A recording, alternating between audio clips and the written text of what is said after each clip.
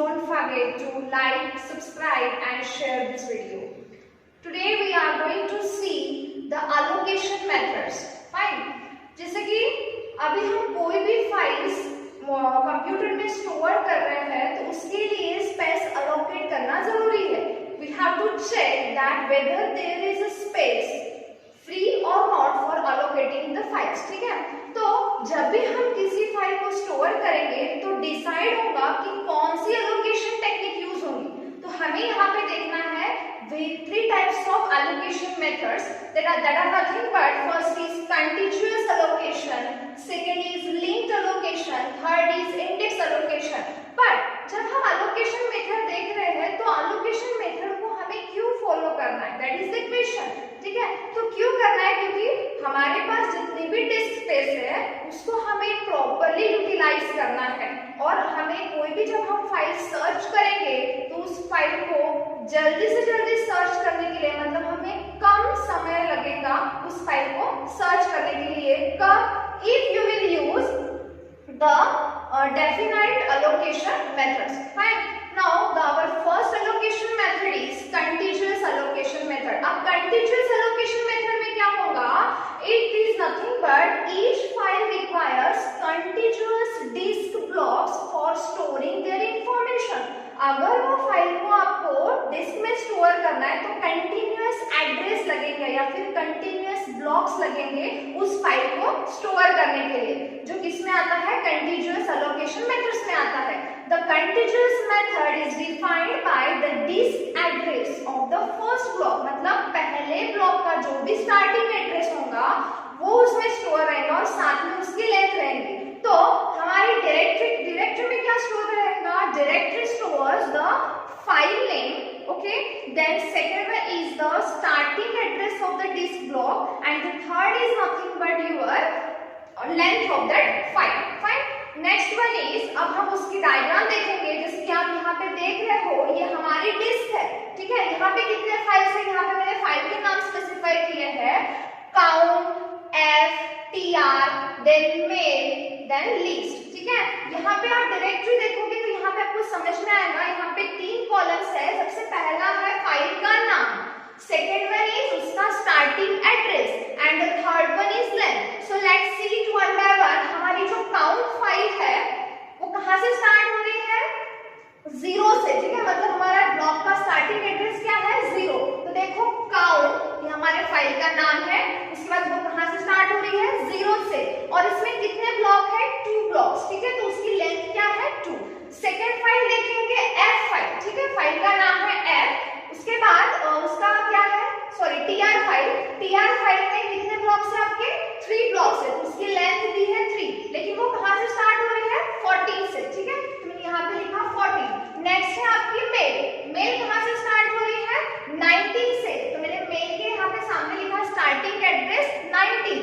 अब इसने कितने ब्लॉक कवर किए हैं? 1 2 3 4 5 एंड 6. तो उसकी लेंथ क्या होगी? मेल की लेंथ है 6. Similarly for list file and tr file. So this is about the contiguous allocation. Next we have to see the advantages and disadvantages of contiguous files allocation. अब इसका advantage क्या है कि आपको अगर कोई भी फाइल सर्च करनी है, कोई भी फाइल अगर आपको एक्सेस करनी है, then it is an easy task. So accessing any file is easy. But these allocation methods has some drawbacks. Which are those?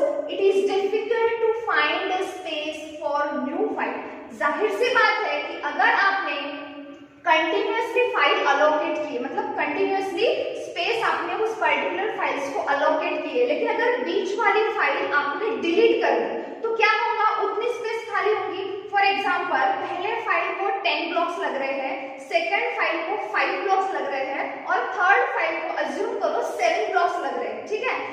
अगर आपने क्या कर दिया, बीच वाली जो सेकंड फाइल है जिसको 5 ब्लॉक्स लगने वाले थे वो आपने डिलीट कर दी और आपको एक फोर्थ वाली फाइल आ रही है जिसको 6 ब्लॉक्स लगने वाले हैं. तो यहाँ पे उसको कंटिन्यूअसली मेमोरी अलॉटेड नहीं हो रही है, उसको कंटिन्यूअस मेमोरी ब्लॉक अलॉट नहीं कर सकते हैं. क्यों? क्योंकि बीच में कितनी स्पेस खाली है? सिर्फ 5 ब्लॉक की स्पेस खाली है. ठीक है. तो इसकी वजह से कोई भी अगर नई फाइल आती है, n ब्लॉक्स जिसको चाहिए या उसका जो साइज है वो n ब्लॉक का है, तो आप इजीली उनको अलोकेट नहीं करके दे सकते हो।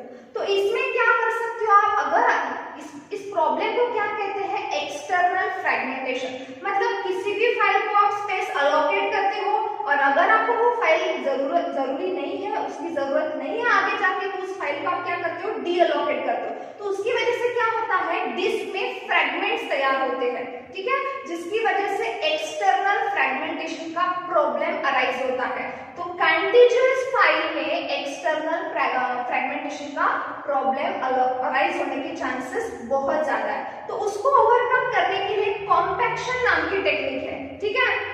उस कॉम्पैक्शन में क्या होगा कि पूरी की पूरी फाइल आप उस फ्लॉपी डिस्क से दूसरे फ्लॉपी डिस्क में क्या कर दो, ट्रांसफर कर दो और फिर वापस से वो फाइल्स फिर से अपने पुराने फ्लॉपी डिस्क में क्या करोगे, आप ट्रांसफर करोगे। लेकिन कैसे ट्रांसफर करोगे, उनको कंटीन्यूअस मेमोरी अलोकेट करोगे, मतलब कंटीन्यूअस ब्लॉक अलोकेट करोगे। तो बीच की जो खाली वाली मेमोरी है वो क्या हो जाएगी, नए फाइल से कवर हो जाएंगे और रिमेनिंग नीचे के जो ब्लॉक्स है वो क्या होंगे, नए फाइल्स के लिए फ्री होंगे।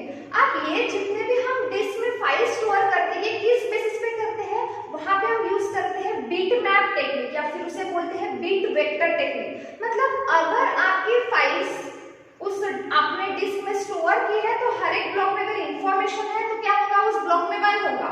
If each block consists of data then its value will be 1 and if any block won't contain data then its value becomes 0। मतलब जिस ब्लॉक में डेटा है उसकी वैल्यू 1 रहेगी और जिस ब्लॉक में डेटा नहीं है उसकी वैल्यू क्या रहेगी, 0 रहेगी। तो उसके बेसिस के ऊपर वो क्या करता है कि फ्री स्पेस कितनी है और अलोकेटेड स्पेस कितनी है उसको पता चल जाता है। Now let's see the next technique that is nothing but linked allocation, ठीक है। अब कंटीन्यूअस एलोकेशन में कुछ प्रॉब्लम्स थे जो किसने ओवरकम किए, लिंक्ड एलोकेशन ने ओवरकम किए। तो इसमें होता क्या है, each file is a linked list of disk block. मतलब डिस्क ब्लॉक का जो लिंक लिस्ट है वो फाइल में कंटेन रहता है। मतलब हर एक फाइल में क्या होगा, ब्लॉक एक में के साथ लिंक लिस्ट जैसा कनेक्टेड रहेंगे। जैसे कि और आपकी इसकी जो डायरेक्टरी है, कंटीन्यूअस एलोकेशन में डायरेक्टरी क्या क्या कंटेन करती थी, the file name, starting address of the first block and the length of that block, ठीक है। अब इसमें क्या रहेगा, it contains a pointer to the first and last block, ठीक है। इसमें क्या होगा कि फर्स्ट और लास्ट ब्लॉक को आपका पॉइंटर कनेक्टेड रहेगा, इतनी इंफॉर्मेशन आपके डायरेक्टरी ब्लॉक में रहेंगी। अब इसका हम क्या देखेंगे, डायग्राम व्यू देखेंगे। Next let's see, this is the disk block of linked allocation, ठीक है। यहाँ पे क्या रहेगा, यहाँ पे आपको डायरेक्टरी दिख रही है, फाइल का नाम, पहले उसका स्टार्टिंग एड्रेस और आपके लास्ट वाले ब्लॉक का एंडिंग एड्रेस रहेगा। जैसे कि फाइल कहाँ से स्टार्ट हो रही है, 9th ब्लॉक से, तो हम आएंगे यहाँ पे 9th ब्लॉक के पास, ठीक है। अब यहाँ पे आपको दिखाई नहीं दे रहा है, मैं आपको यहाँ पे बता रही हूँ, 9th ब्लॉक में अब ये कहाँ पे पॉइंट करेगा, 16th ब्लॉक में। तो 9 में किसका एड्रेस रहेगा, इसका, तो 9 कंटेन्स 16, जो 16 को पॉइंट करेगा, ठीक है। अब 16 में क्या है, 1 है जो फर्स्ट को पॉइंट कर रहा है, 1 में क्या है, 10 है जो इसको पॉइंट कर रहा है, फिर ये किसको पॉइंट करेगा, 25 को। और आपको यहाँ पे पता चल रहा है कि एंडिंग एड्रेस क्या है, 25, मतलब यहाँ पे आपकी फाइल एंड हो रही है। अब इसमें हम देखेंगे advantages and disadvantages of linked list, ठीक है। सो लेट्स सी, एडवांटेजेस क्या है कि अगर आपको कोई भी फाइल को क्रिएट करना है, it is an easy task, मतलब आप कोई भी नई फाइल इजीली क्रिएट कर सकते हो। सेकंड क्या है कि जो प्रॉब्लम कंटीन्यूअस एलोकेशन में था, एक्सटर्नल फ्रेगमेंटेशन का, वो आपको यहाँ पे नहीं मिलेगा। सो नो एक्सटर्नल फ्रेगमेंटेशन इन लिंक्ड एलोकेशन मेथड। आप देखेंगे उसके डिसएडवांटेज। डिसएडवांटेज क्या है, space is required for storing the pointers, ठीक है।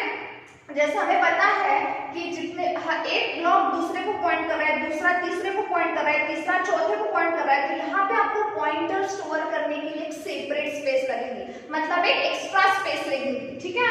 और सेकंड डिसएडवांटेज क्या है कि इट इज एन अनरिलायबल, मतलब देखो एक भी पॉइंटर अगर मिस हो गया तो आप दूसरे ब्लॉक के पास नहीं जा सकते हो।